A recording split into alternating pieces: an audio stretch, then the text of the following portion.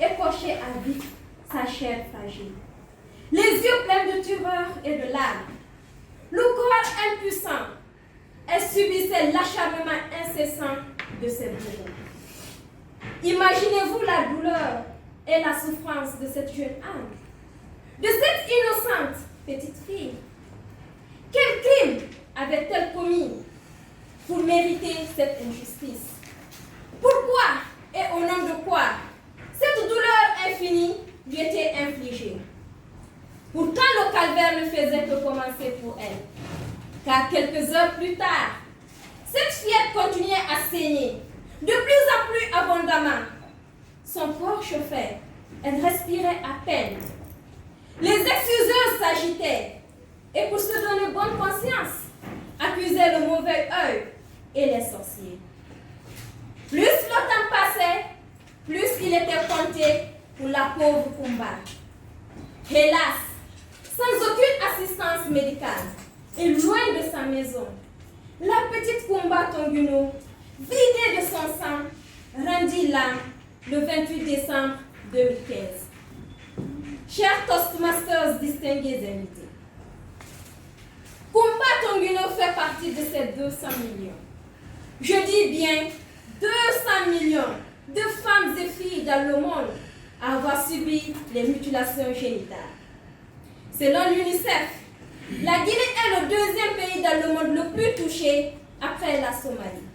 Près de 97% de femmes et filles de 15 à 49 ans ont connu l'excision.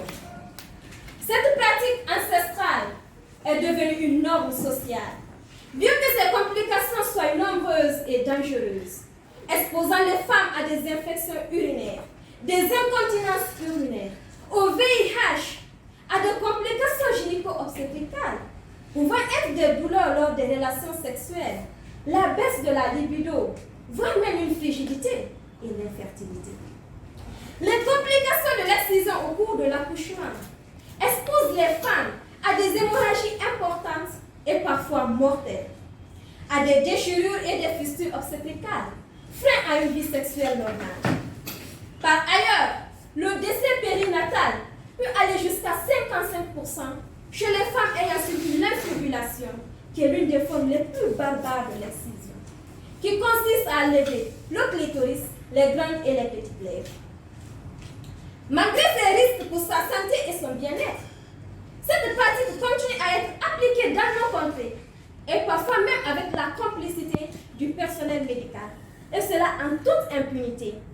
Bien que toute forme de mutilation génitale féminine soit punie par la Convention internationale des droits humains et à travers les articles 407 à 409 du Code de l'enfant guinéen. Nous, femmes, victimes de cette pratique, sommes les bourreaux de nos filles, avec la complicité de vous les hommes, par votre silence et votre indifférence. Tout cela, au nom d'une tradition vieille de plus de 4000 ans, qui pour mieux assujettir la femme, s'en prend à sa féminité. D'ailleurs, Waris Dari, une Somalienne, l'affirme dans son livre Fleurs du désert, que dans la société où elle a grandi, une femme non excisée est impure, obsédée par le sexe et impossible à marier. Ces arguments n'ont aucun fondement, ni scientifique, ni religieux, ni moral. Il n'y a aucune raison à la mutilation de millions de femmes et filles chaque année, sinon l'ignorance et la superstition. Par contre, la douleur, la souffrance et la mort qui en résultent sont des raisons plus que suffisantes pour que cette pratique disparaisse. On ne pourra y mettre fin sans s'impliquer tous ensemble, hommes et femmes, à travers un changement de mentalité. Il est temps qu'on comprenne que mutiler une femme pour préserver sa chasteté n'est pas la bonne solution.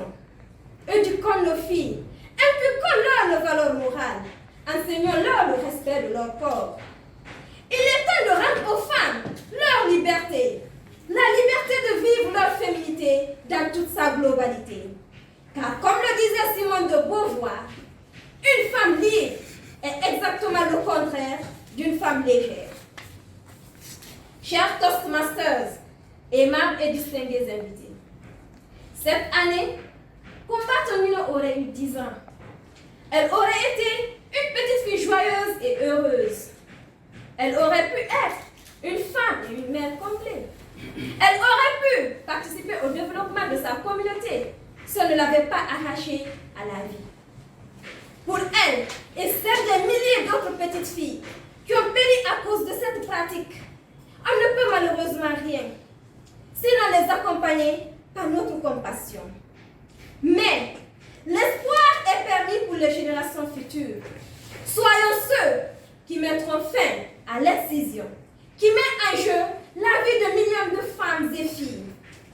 Le combat contre les mutilations génitales féminines est un combat commun.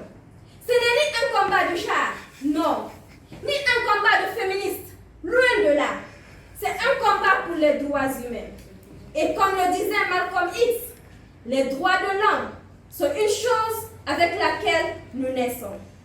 Alors tous ensemble, protégeons les droits de nos filles, préservons leurs vies et disons non à l'excision. Je vous remercie.